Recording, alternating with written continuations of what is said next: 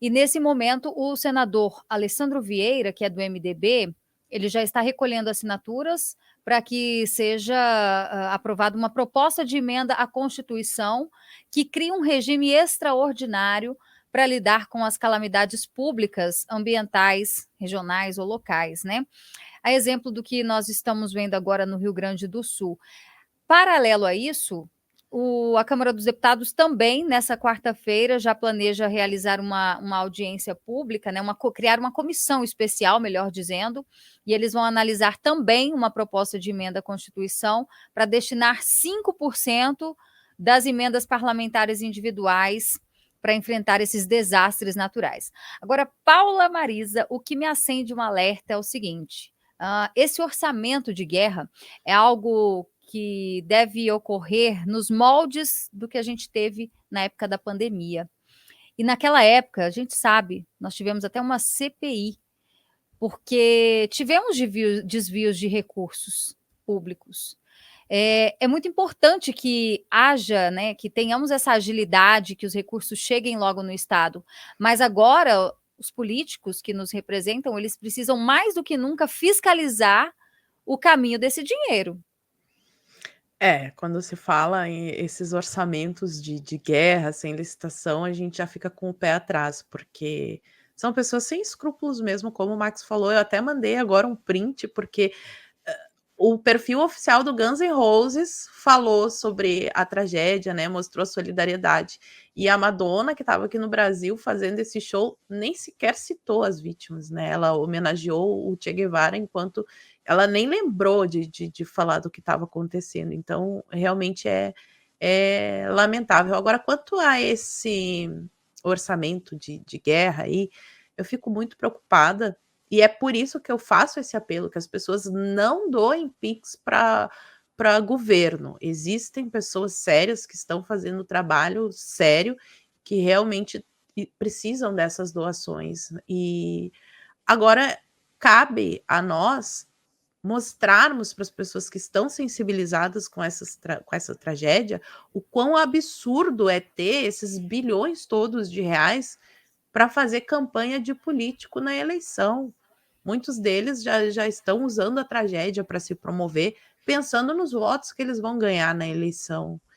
Até foi a Daniela Lima, se eu não me engano, que comentou na Globo News. Ela foi fazer um comentário a respeito da enchente e ela coloca esse cenário político. Porque a gente precisa pensar no cenário político, porque o Rio Grande do Sul é um estado bolsonarista. Meu Deus do céu, eu não quero nem saber se a pessoa votou no Lula, se ela votou no Bolsonaro, em quem que ela votou. Se ela tá sem água, se ela tá num telhado, a gente tem que ir lá e salvar a vida dela. E aí teve o senador, agora eu me esqueci o nome dele de novo, depois vocês me socorram aí, porque ele é o suplente do senador Heinz. Eu vi muitas pessoas na internet perguntando: cadê o senador Heinz? O pessoal cobrando os políticos gaúchos. Aliás, o Mourão deve estar embaixo da cama, não vi ele.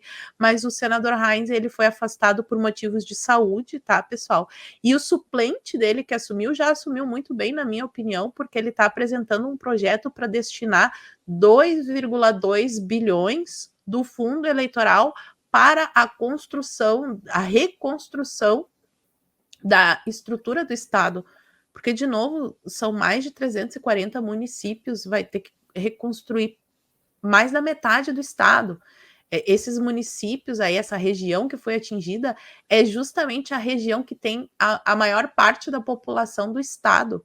Então, essas estradas todas, elas vão precisar de muito dinheiro para serem reconstruídas.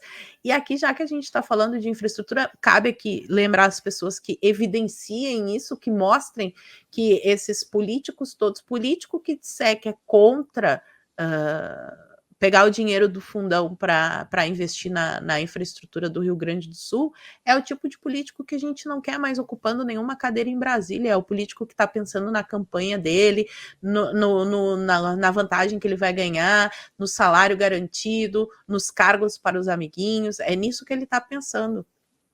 Então, essa infraestrutura toda vai demorar ainda muito tempo para ser reconstruída, e a gente teve um exemplo muito emblemático na enchente do ano passado, que foi a Ponte de Ferro, aquela ponte de ferro de Ai, Jesus, eu me esqueci o nome do município de novo, mas todo mundo lembra daquela ponte de ferro que foi levada pelas enchentes do final do ano passado em Nova Roma, se eu não me engano. Ela foi levada pela enchente e os moradores se organizaram, fizeram galeto, venderam rifa, fizeram quermesse, pediram dinheiro de doação para empresários, chave Pix, se organizaram e conseguiram o dinheiro para construir a ponte, porque pelo Estado, se dependesse do governador Eduardo Leite, ela não teria sido construída até hoje.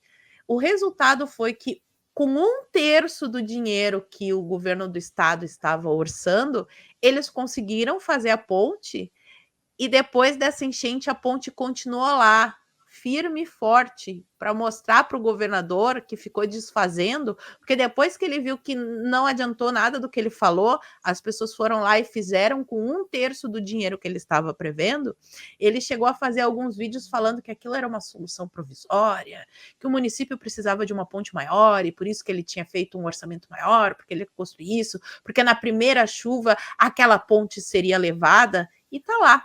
A ponte que foi construída com 1/3 do orçamento que o governador havia planejado, firme e forte na maior enchente da história do Rio Grande do Sul, porque até então a maior enchente tinha sido a enchente de 41, que foi quando construíram aquele muro ali no... Quando vocês veem a imagem de Porto Alegre, do Guaíba, tem ali o cais do Porto e tem um muro que separa o Guaíba da cidade. Esse muro foi construído justamente por causa da enchente de 41. Então, aquela havia sido a maior. E agora, infelizmente, a gente teve esse outro evento, porque na enchente de 41, o Guaíba ficou 4,20 metros, se eu não me engano, acima do nível. E agora ele já está em 5,30 mais ou menos, né? Então ela foi uma enchente bem maior. E mostrou mais uma vez a ineficiência desses políticos safados que só pensam em cobrar imposto do povo. Não tem nenhum tipo de planejamento, nenhum tipo de planejamento. As pessoas se aglomerando ali, não tinha nenhum planejamento assim, ok, a pessoa chega do resgate, a gente coloca a pessoa ali, envia para tal abrigo, dispersa os curiosos, então toda essa falta de organização dificultou ainda mais o que era o serviço da prefeitura, da Defesa Civil, do governo do estado, das Forças Armadas, em especial das Forças Armadas, que deveriam estar preparadas para agir numa situação de guerra e que não foi feito. Agora, vamos ver se esse dinheiro efetivamente vai ser para construir a infraestrutura ou se vai ser para engordar a conta bancária de certas figuras da política.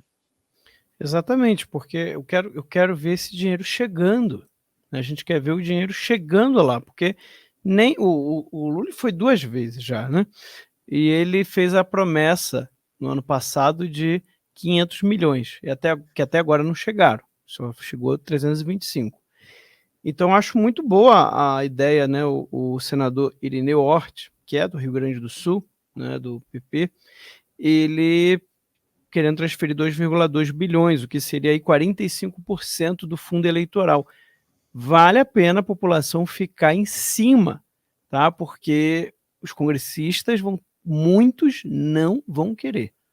Apesar da gente ver a importância desse dinheiro ser bem utilizado para a população, vai ter muita gente que não vai querer abrir mão de quase 50% do fundo eleitoral. Gente, isso aqui é o mínimo, tá? Isso é o mínimo que um governo e que esses políticos deveriam fazer pelas pessoas, deveriam fazer muito mais. Só para vocês terem uma ideia do nível de destruição, o governo está calculando que vai gastar R$1 bilhão na reconstrução de estradas do Rio Grande do Sul. Isso até agora. Isso aí até eles agora. são rápidos, né? São rapidinho. Para calcular quanto vai gastar, já tem, ó.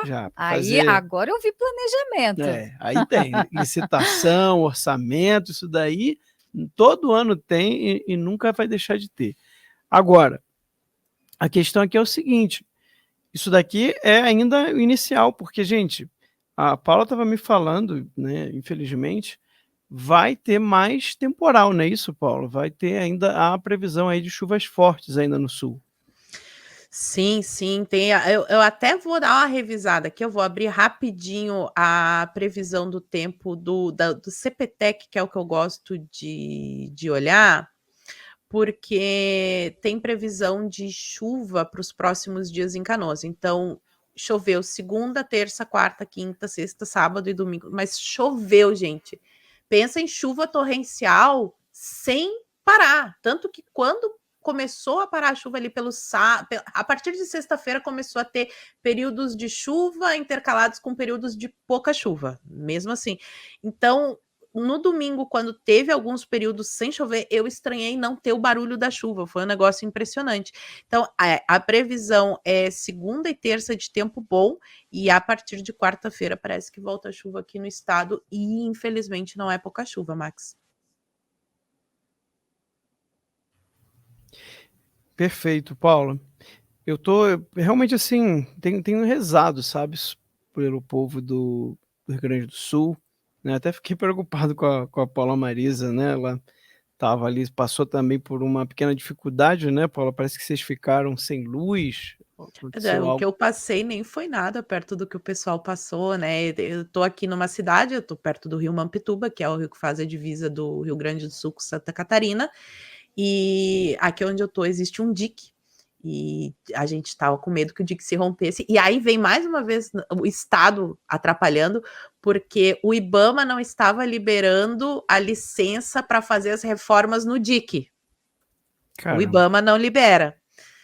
Agora eu acho que ele vai liberar, né? Eu espero que libere depois do que aconteceu. Então a gente tinha muito medo que o dique rompesse. Se o dique rompesse, teria que abandonar tudo também aqui. Inclusive, eu fiz um planejamento para subir o morro que tem. Ai, que horror.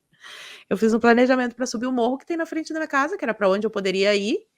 E não tinha o que fazer, porque as estradas estavam tomadas por água. O pessoal dizendo, ai, sai daí. Não tinha o que fazer, pessoal. Não tinha como sair da cidade. Estava tudo tomado pela água. Se o dique rompesse, era subir o morro mesmo e abanar um pano vermelho. Seria mais uma abanando o pano vermelho.